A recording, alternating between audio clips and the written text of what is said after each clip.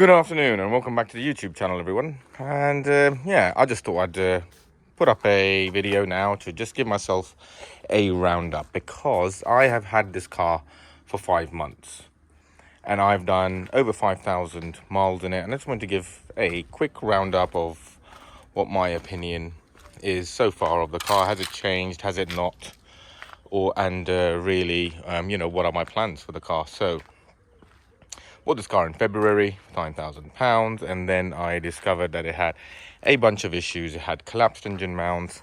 I didn't have any record of the gearbox being serviced, and it already had 100,000 miles on the clock. So I got the gearbox service, gave it a full service, had the engine mounts replaced, and since then I've had to do some other work to it, like getting the air conditioning compressor sorted out, getting some bodywork niggly bits sorted out to make it absolutely perfect, and also a whole bunch of other jobs. I've spent about £7,000 on this car, so the car's cost me now about £16,000, and I'd say about £2,500 of that was unnecessary spending, whereas I think the other £4,500 was actually essential. So in the end, really, essentially, I paid about £13,500 for the car.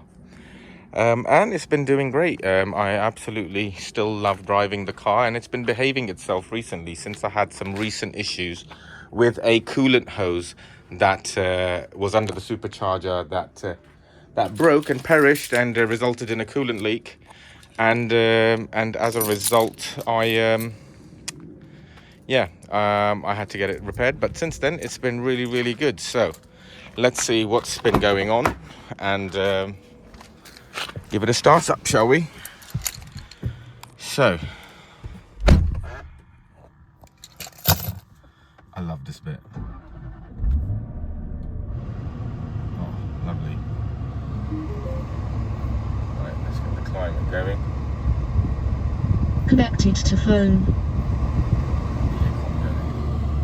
Get it nice and cool. So, let's take it. My average speed so far has been 29 miles, which is pretty dismal, and speaks to how much local driving I've been doing in this car. I've only done one really long trip.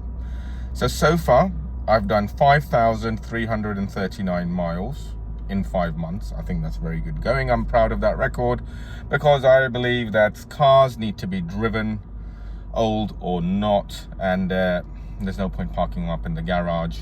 A true test is to drive your car every day. Any weaknesses will show themselves, and you'll have the opportunity to repair them, and in the end you'll have just more confidence in the car. So 5,339 miles done in 5 months.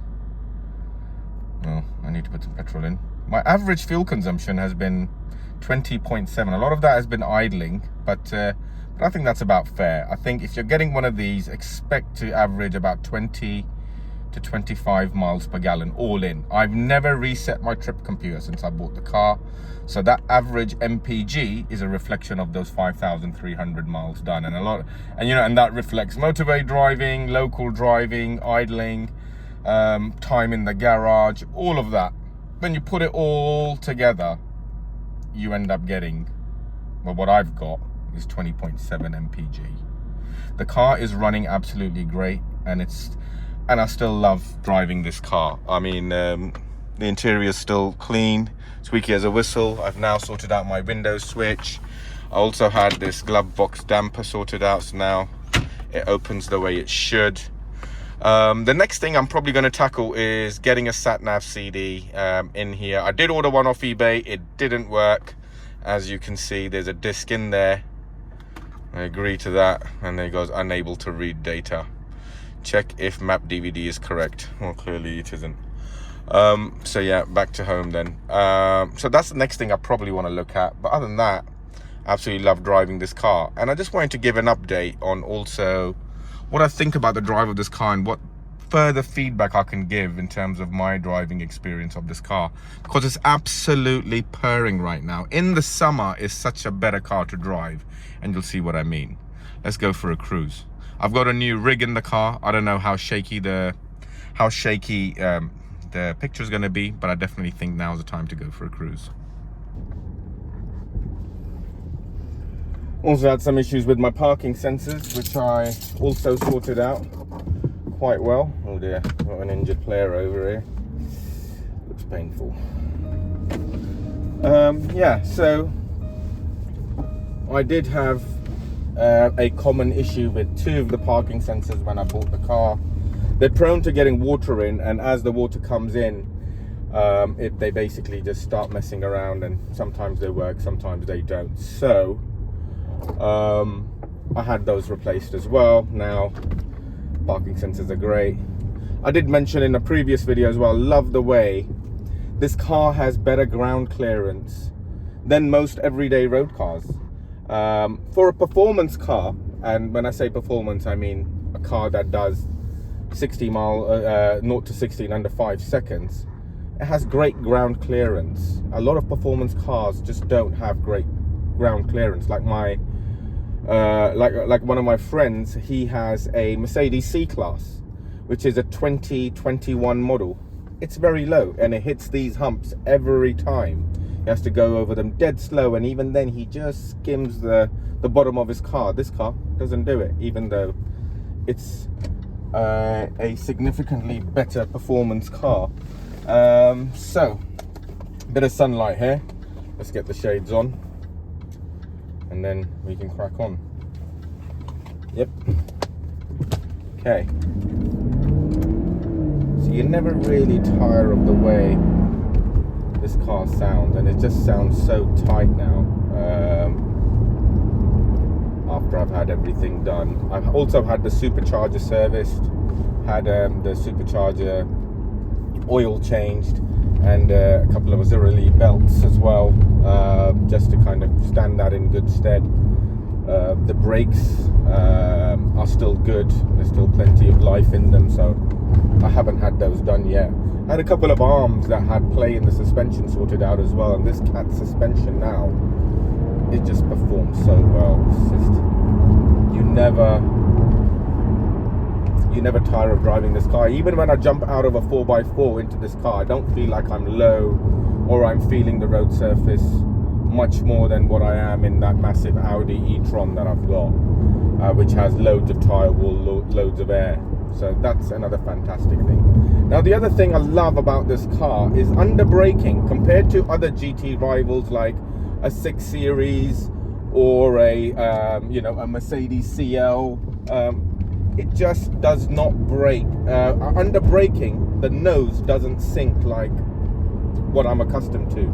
So where I live, there's a lot of ups and downs. There's a lot of small hills that where the weight of the car shifts from not just left to right while you're turning, but also from front to rear and rear to front all the time. And then when you're driving the XKR, you really realize what a well-balanced chassis that is when you're dealing with the weight shifting, not just left to right, but from front to rear and rear to front, depending on which way you're facing. And when you brake, the car just stays flat. I love the way the nose doesn't sink. The nose of the car stands up to not just the weight of the braking, but also wherever the weight of the car is, front or rear, it always feels flat. And it's just so great. It's just a wondrous thing to drive. I love it. I absolutely do. I never really want to sell it, to be honest with you, which is why I've not advertised in the open market. Offer it to subscribers, yeah, fair enough. Who doesn't want cash? But am I going to be able to replicate what I have now for £11,000? I don't think I will. No way. By the time I buy another XKR and get it to this condition, I will still be 15, 16 grand down, so it's just that there's a few other cars on my list that I want to also get to. One is an XJR. If I can find an XJR of any year, I will want that, especially if I can find one in metallic green, with cream leather. That would be amazing. A really well-spec'd XJR in metallic green. I'd love that. I'd love to have one of those for a bit. So that's definitely next on the list, or not next, but one of the ones I'm looking for. Depends what comes up in the market. And then the other thing I'm after is funnily enough, is a Mercedes GL 500.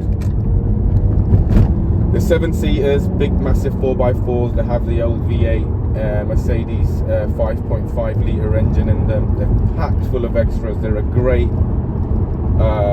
road trip car, and as I've got the summer, I could take the kids, fill it up with luggage, and go on a cross-continent drive.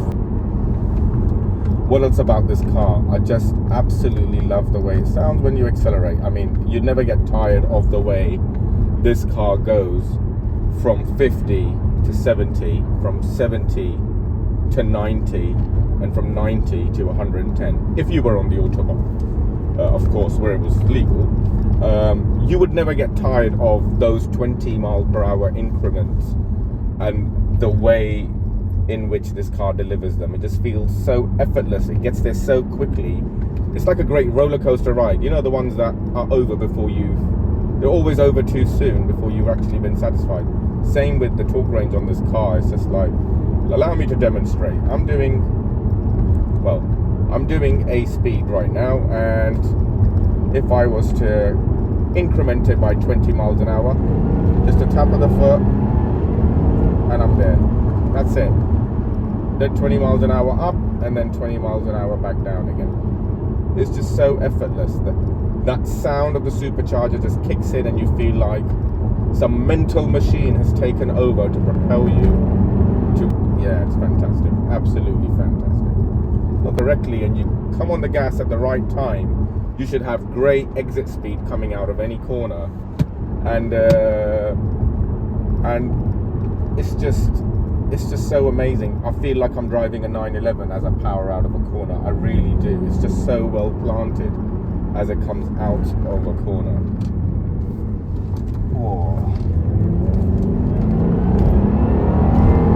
Oh yes. Oh yes.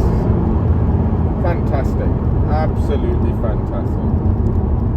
It's just, you never get tired of it. I mean, 5,300 miles later, I just can't get enough of this car, and it never stops putting a a smile on my face. It's just such a playful little thing that it's just, oh god. Let's calm down now. Let's take our S back into Lazy D, and yeah, I'm about to arrive at my destination. But wow, whoa,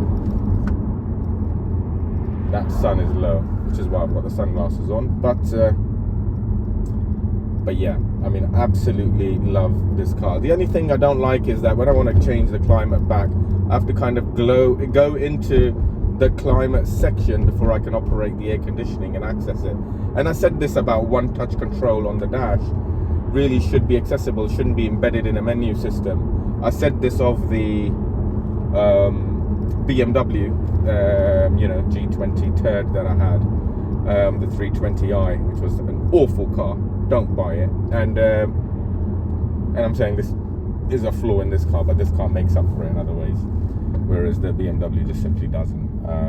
Like for example, the Audi e-tron, I can switch my AC on and off directly from one of the buttons in the control. That is easily accessible. It's not embedded in a software menu. That's ridiculous.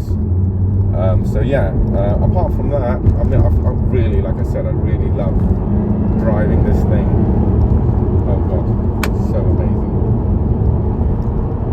Really am loving it. This is born for country roads and British weather, I believe. Because even in the rain, no matter what the weather, I've just loved driving it. I've driven this car in really cold weather, in snow when it's been frozen over, because we did have a really cold spell at the beginning of February as soon as I got the car.